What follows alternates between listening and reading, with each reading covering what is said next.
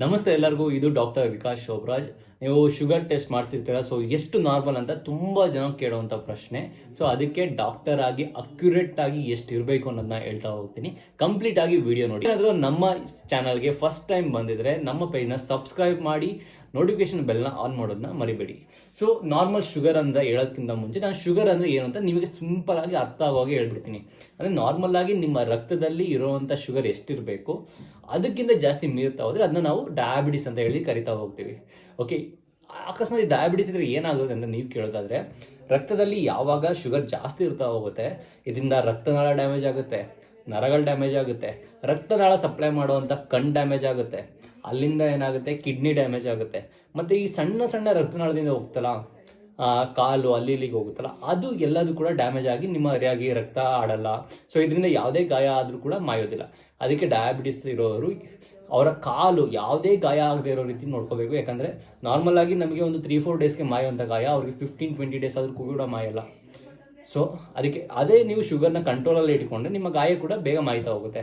So ಅದಕ್ಕೆ ನಾವು ಶುಗರ್ನ ಎಷ್ಟು ಕಂಟ್ರೋಲ್ ಇಟ್ಕೊತೀವಿ ಅಷ್ಟು ಕೂಡ ಒಳ್ಳೆಯದು. ಸೊ ಈಗ ನಾರ್ಮಲ್ ಆಗಿ ನೀವು ಹೋಗಿ ಹಾಸ್ಪಿಟ್ಲಲ್ಲಿ ರ್ಯಾಂಡಮ್ ಆಗಿ ಒಂದು ಶುಗರ್ ಟೆಸ್ಟ್ನ ಮಾಡಿಸ್ತೀವಿ. ಯಾವುದೋ ಒಂದು ಟೈಮಲ್ಲಿ ಮಾಡಿಸ್ತಾ ಇದ್ದೀರ ಅಂದರೆ ಅದನ್ನ ನಾವು ರ್ಯಾಂಡಮ್ ಬ್ಲಡ್ ಶುಗರ್ ಅಂತ ಹೇಳಿ ಕರಿತೀವಿ. 24 ಗಂಟೆಲಿ ಯಾವಾಗಲೂ ಬೇಕಾದರೂ ಮಾಡಿಸ್ಬೋದು. ನಾವು ರ್ಯಾಂಡಮ್ ಬ್ಲಡ್ ಶುಗರ್ ಅಂತ ಹೇಳುವಂಥದ್ದು.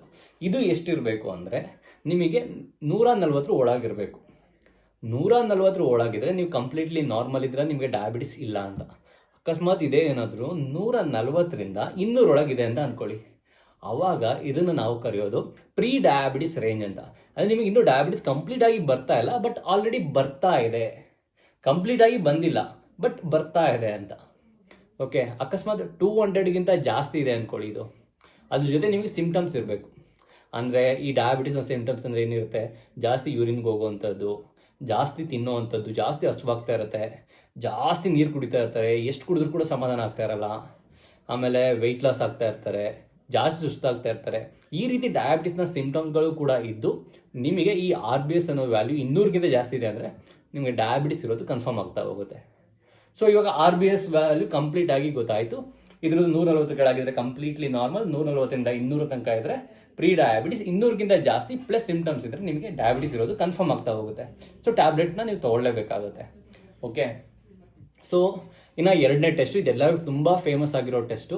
ಯಾಕೆಂದರೆ ಅಷ್ಟು ಇದನ್ನು ಮಾಡಿಸ್ತಾನೆ ಇರ್ತೀರ. ಅಂದರೆ ಖಾಲಿ ಹೊಟ್ಟೆಲಿ ಮಾಡಿಸೋದು ಮತ್ತು ತಿಂಡಿ ಆದಮೇಲೆ ಮಾಡಿಸೋವಂಥ ಟೆಸ್ಟು. ಸೊ ಈ ಖಾಲಿ ಹೊಟ್ಟೆಲಿ ಮಾಡೋದ್ರಲ್ಲಿ ತುಂಬ ಜನ ಏನು ತಪ್ಪು ಮಾಡ್ತಾರೆ ಅಂದರೆ, ಬೆಳಗ್ಗೆ ಎದ್ದು ಟೀ ಕುಡ್ಕೊಂಡು ಟೆಸ್ಟಿಗೆ ಬರ್ತಾರೆ. ಸೊ ಹಾಗೆ ಮಾಡಬಾರ್ದು. ಇದು 10ರಿಂದ 12 ಅವರ್ ಕಂಪ್ಲೀಟ್ಲಿ ನೀವು ಏನು ಕೂಡ ತಿನ್ನಬಾರ್ದು.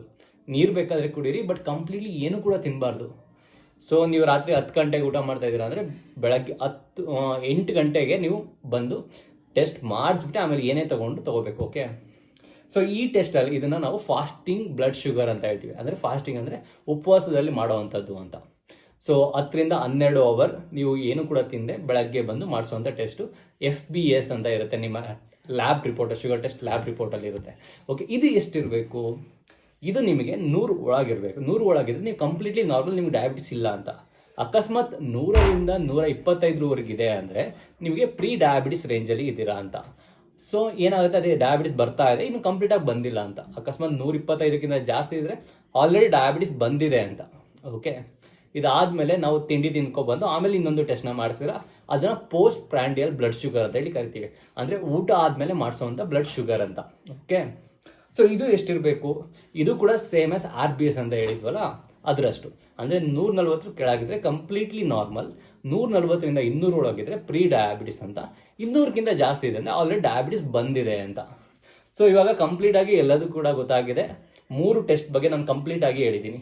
ಒಂದು ರ್ಯಾಂಡಮ್ ಬ್ಲಡ್ ಶುಗರ್ 24 ಗಂಟೆಲಿ ಯಾವಾಗಲಾದ್ರೂ ಮಾಡೋವಂಥದ್ದು, ಅದಾದಮೇಲೆ ಉಪವಾಸದಲ್ಲಿ ಮಾಡೋವಂಥದ್ದು, ತಿಂಡಿ ತಿಂದಮೇಲೆ ಮಾಡೋವಂಥದ್ದು.